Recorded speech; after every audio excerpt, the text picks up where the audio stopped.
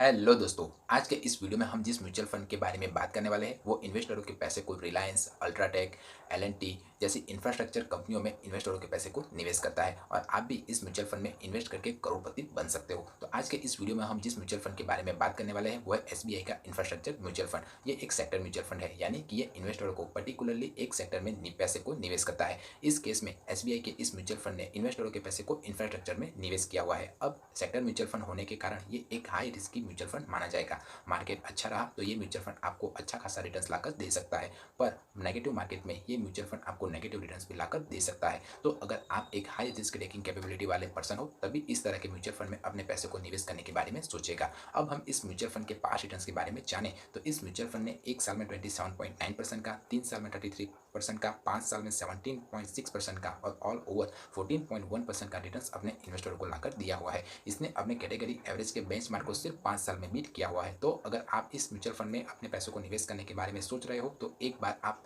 दोबारा सोच लीजिएगा। अब आइए जानने की कोशिश करते हैं कि हम अगर 1100 रुपीज़ की एसआईपी इस म्यूचुअल फंड में स्टार्ट करते हैं और 14% का रिटर्न्स कंसीडर करते हैं तो कितने सालों के अंदर हम करोड़पति बन सकते हैं। अब हम एसआईपी कैलकुलेटर खोल देते हैं तो हमने 1100 रुपये की एसआईपी स्टार्ट की हुई है और 14% का रिटर्न्स हम एज्यूम करके चल रहे हैं। तो 10 सालों के अंदर जो हमारी इन्वेस्टमेंट वैल्यू होगी वो अराउंड 1,32,000 रुपीज़ के आसपास होगी, जिसके सामने हमें 1,56,301 मिलेंगे।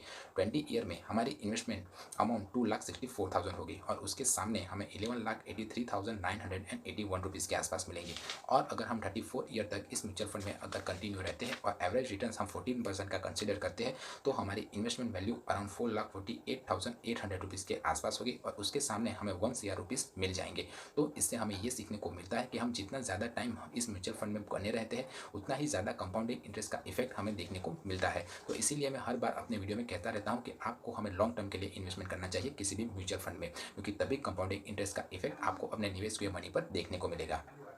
अब मैं आपको कुछ इंपॉर्टेंट पॉइंट्स बताऊंगा जो कोई भी किसी भी वीडियो में आपको देखने को या सुनने को नहीं मिलेगा। सबसे पहली बात, हमने यहाँ पर 14% का रिटर्न्स एवरेज हर साल कंसीडर किया हुआ है। 14% का जो एवरेज रिटर्न्स हमने कंसीडर किया हुआ है वो हर साल आपको मिलेगा, इसकी कोई गारंटी नहीं है। मार्केट अच्छा रहा तो आपको 14% से ज़्यादा रिटर्न्स भी मिल सकता है, पर अगर मार्केट में डाउनफॉल आया तो आपको 14% से कम रिटर्न्स भी मिल सकता है और सेक्टर म्यूचुअल फंड के केस में तो आपको नेगेटिव रिटर्न्स भी मिल सकता है। तो आप लॉन्ग टर्म के लिए अगर इन्वेस्टमेंट करते हो तभी आपके रिटर्न्स एवरेज आउट हो गए और आपको अपने निवेश के मनी पर कंपाउंडिंग का इफेक्ट देखने को मिलेगा। हमने इसमें इन्फ्लेशन को काउंट नहीं किया हुआ है। इन्फ्लेशन यानी कि महंगाई जो हर साल 6 से लेकर 10% के बीच बढ़ती रहती है। अगर आप अपने इन्वेस्टमेंट अमाउंट को इन्फ्लेशन से बचाना चाहते हो तो हर साल अपनी एसआईपी की अमाउंट को आप 10% से इंक्रीज कर सकते हो। और तीसरी और सबसे इंपॉर्टेंट बात, आपको हमेशा लॉन्ग टर्म के लिए इन्वेस्टमेंट करने के बारे में सोचना पड़ेगा, क्योंकि आपके पास कैपिटल कम है। अगर आपके पास कैपिटल ज़्यादा है तो आप कम समय में ज़्यादा अमाउंट इन्वेस्ट करके जल्दी अमीर बन सकते हो। तो अगर आपने भी इस म्यूचुअल फंड में इन्वेस्टमेंट किया हुआ है तो मुझे कमेंट करके बताइए कि ये म्यूचुअल फंड आपको कैसा रिटर्न्स लाकर दे रहा है। अगर मेरा वीडियो पसंद आया है तो वीडियो को लाइक कीजिए, चैनल को सब्सक्राइब कीजिए। म्यूचुअल फंड, शेयर मार्केट या फाइनेंस से रिलेटेड कोई और क्वेश्चन या क्वेरी हो तब भी आप मुझे कमेंट करके पूछ सकते हो। मिलते हैं अगले वीडियो में, तब तक के लिए बाय बाय।